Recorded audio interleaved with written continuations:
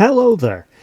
In the far-flung distant future of the 24th century, mines are as feared a weapon as they perhaps are in the 20th and 21st centuries.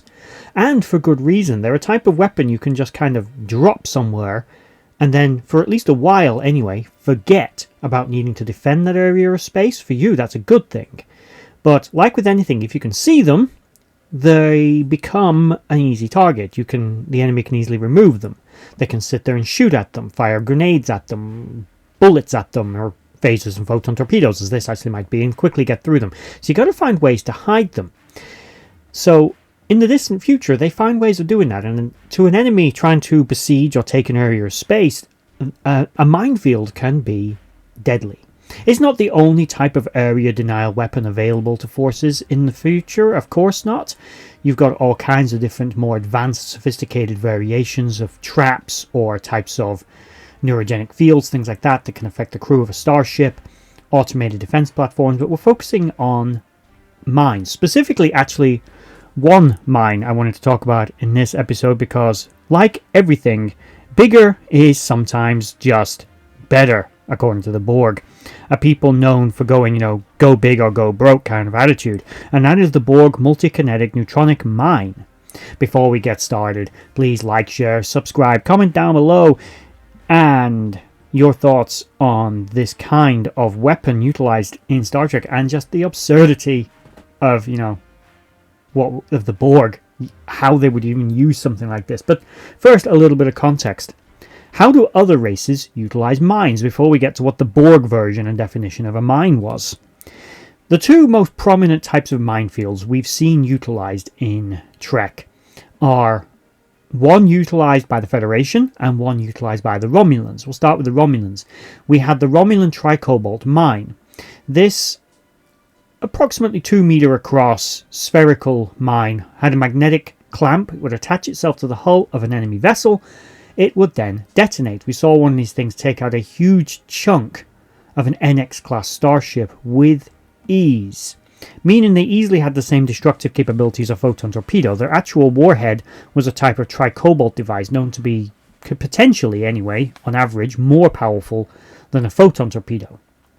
Tricobalt devices are not standardly carried aboard most Federation starships, but it is a weapon available to them.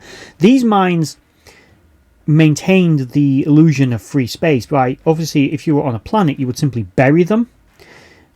But in space, it's not so easy. They're detectable to advanced sensor systems, so you've got to cloak them, which is what the Romulans do, because, Romulans got to cloak stuff. So they cloaked the mines as an area denial to protect planets within a system. Although there were Romulan vessels still on hand to defend the system as well, the mines worked as an area denial and also as a first response to any incursion into their territory. It was noted, however, the Romulans were quite reasonable when dealing with the Enterprise. They didn't just destroy it or detonate the mines or something to get rid of it. They gave it an opportunity to leave. The mines were a threat and a deterrent more than they were meant to actually annihilate an enemy, but they were used as an area denial.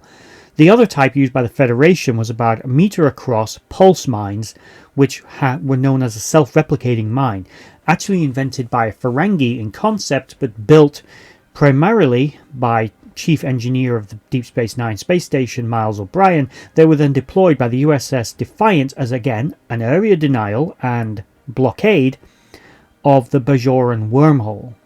They didn't want to collapse or damage the wormhole in any way, so the mines were the perfect solution.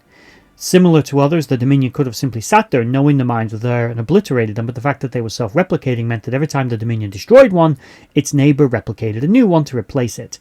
This minefield worked for a time until the Dominion was able to figure out how to deactivate the self-replicating feature of the mine and then destroy the entire minefield in a single shot.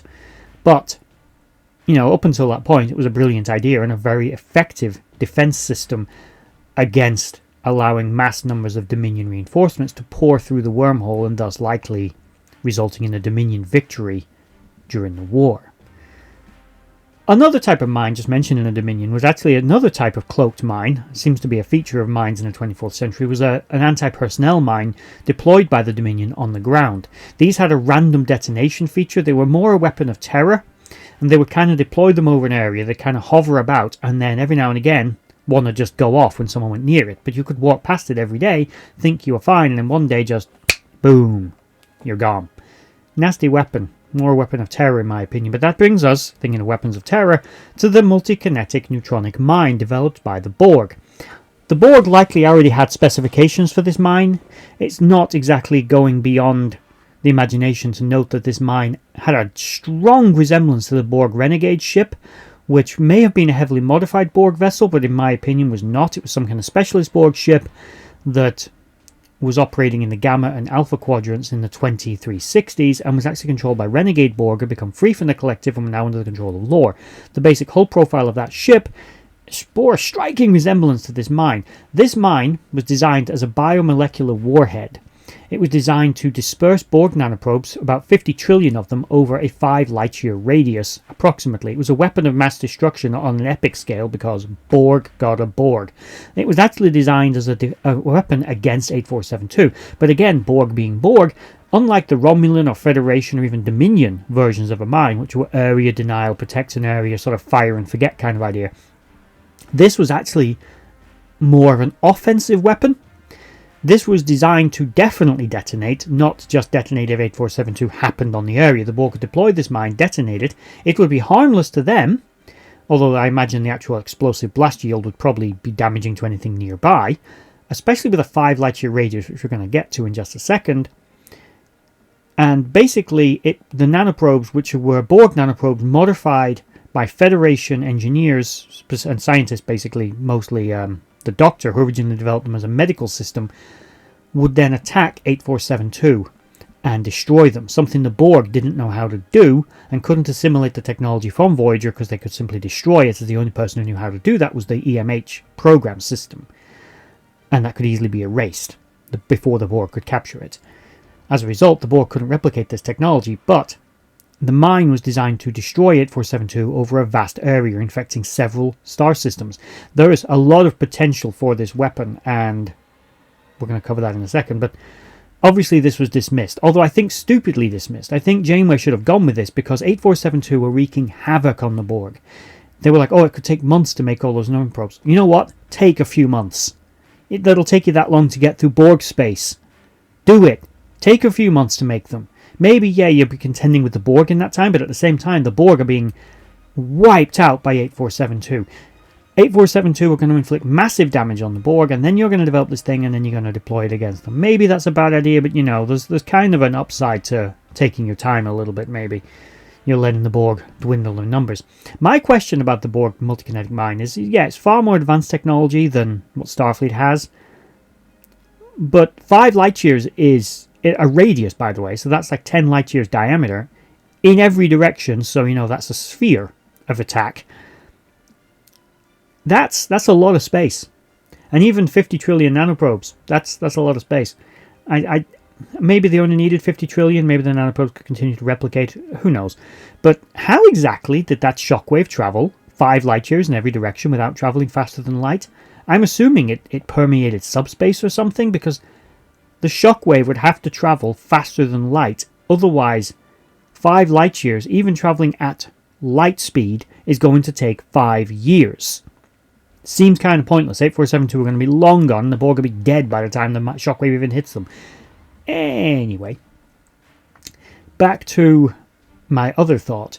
This type of weapon, I assume, was already used by the Borg under extreme circumstances, but why didn't the Borg use stuff like this more often? Why bother sending a ship to invade a planet and manually take a person one at a time, when you could just deploy something like this, drop the nanoprobes into the atmosphere, infect everything with nanoprobes, and selectively assimilate anything you want? Like, say, the entire human population of Earth.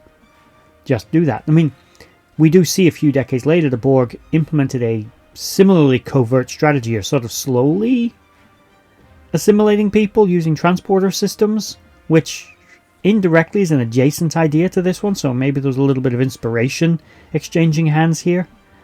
The Borg got a little inspired and thought, you know, a slow assimilation might not be a bad idea, but disperse it over a big area, get lots of people all at once. It's an interesting thought. But that, anyway, is the Borg multi-kinetic mine. And, yeah, Very deadly, very destructive, very Borg.